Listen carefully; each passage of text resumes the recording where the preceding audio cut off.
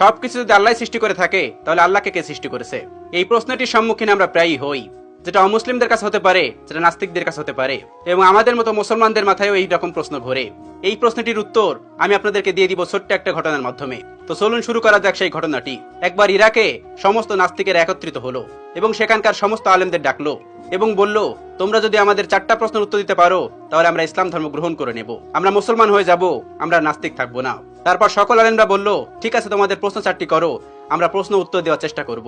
নাস্তিকদের প্রথম প্রশ্ন হলো, আমরা তো এখন সবাই এখানে উপস্থিত আছি, তাহলে আল্লাহ তাআলা কি করছেন? এটিই ছিল তাদের 1 নম্বর প্রশ্ন। তাদের 2 নম্বর প্রশ্ন, আল্লাহ তাআলা গোটা পৃথিবীকে কিভাবে পরিলক্ষিত করে, কিভাবে তিনি গোটা পৃথিবীকে একা পরিচালনা করেন? একা দেখা তো আর সম্ভব না, তিনি কি করে একা এগুলো পরিচালনা করেন? এটি ছিল তাদের দ্বিতীয় প্রশ্ন। তাদের 3 নম্বর প্রশ্ন, মুসলমানদের নবী হযরত মুহাম্মদ সাল্লাল্লাহু আলাইহি ওয়াসাল্লাম মিরাজে গিয়েছিলেন, পৃথিবীর এই আহ্নিক গতি ভেদ করে আসমানের কোন দরজাতে তিনি আসমানে প্রবেশ করলেন এবং আল্লাহর সঙ্গে দিদার করলেন? এটি ছিল তাদের তৃতীয় প্রশ্ন। এবং তাদের সর্বশেষ প্রশ্ন, আল্লাহ তাআলার আগে কে, আল্লাহ তাআলাকে কে সৃষ্টি করেছেন? এই ছিল তাদের মোট 4টি প্রশ্ন। সেখানে থাকা সকল আলেমরা উত্তর দেওয়ার চেষ্টা করলো, কিন্তু কেউ সৎ উত্তর দিতে পারলো না, কারণ এই প্রশ্নগুলি খুবই কঠিন প্রশ্ন, যার উত্তর দেওয়া তো সহজ না। তারা কেউ পারল না তাদের উত্তর দিতে। ওই সবস্থল থেকে কিছুটা দূরেই ইমামে আজম আবু হানিফা রাহমাতুল্লাহর বাড়ি ছিলেন। আপনারা অনেকেই জানেন, ইমাম আবু হানিফা রাহমাতুল্লাহ কাপড়ের ব্যবসায়ী ছিলেন। তো শহরের পাশেই তার বাড়ি ছিলেন। তার কানেই খবরটি গেল। তিনি জানতে পারলেন সবস্থলে এই ঘটনাটি ঘটছে। তিনি দ্রুত বাড়ি থেকে বের হয়ে সেই সবস্থলে উপস্থিত হলেন। তার বয়স তখন মাত্র 13 বছর। তখন তিনি 30 পারা কোরআনের হাফেজ। তিনি সেখানে উপস্থিত হলেন এবং তিনি পিছন থেকে বললেন, আমি তোমাদের এই 4টি প্রশ্নের উত্তর দিতে চাই। সবাই সেখানে অবাক হয়ে গেল, এই ছোট্ট বাচ্চাটি এই কঠিন কঠিন প্রশ্নের উত্তর দেবে?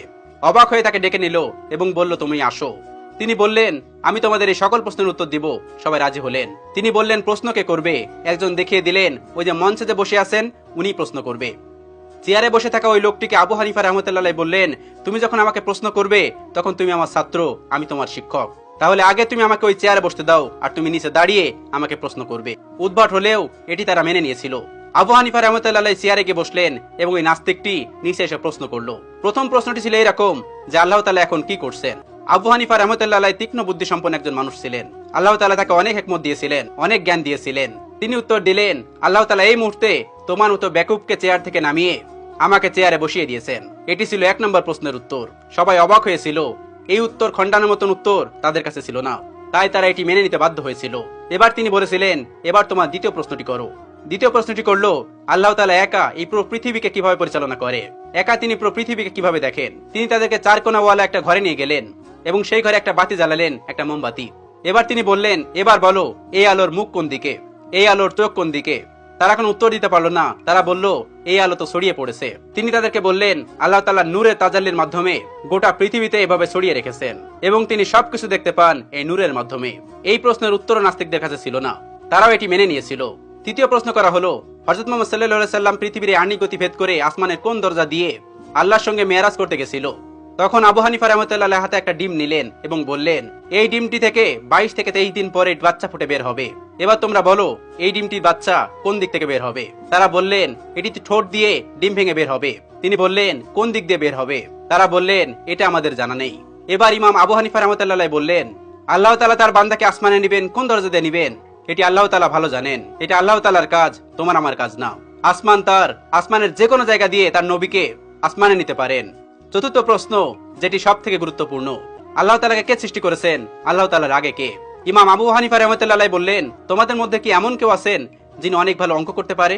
তখন একজন বললেন, হ্যাঁ আমি পারি। তখন তাকে বলল, তুমি 1 থেকে গুনতে শুরু করো। তখন সে গোনা শুরু করলো। 1 2 3 4 5 6 7 8 9 10 10 পর্যন্ত গোনার পর আবু হানিফা রাহমাতুল্লাহ তাকে থামিয়ে দিলেন এবং তাকে বললেন, এবার তুমি উল্টো দিক দিয়ে গোনা শুরু করো। তিনি গোনা শুরু করলো 9 8 7 6 5 4 3 2 1। এরপরে এসে সে আর গুনতে পারলো না। এবার ইমাম আবু হানিফা রাহমাতুল্লাহ তাকে বললেন, তুমি থামলে কেন? আমি তো তোমাকে থামতে বলিনি। তিনি বললেন, এর আগে কিছুই নেই।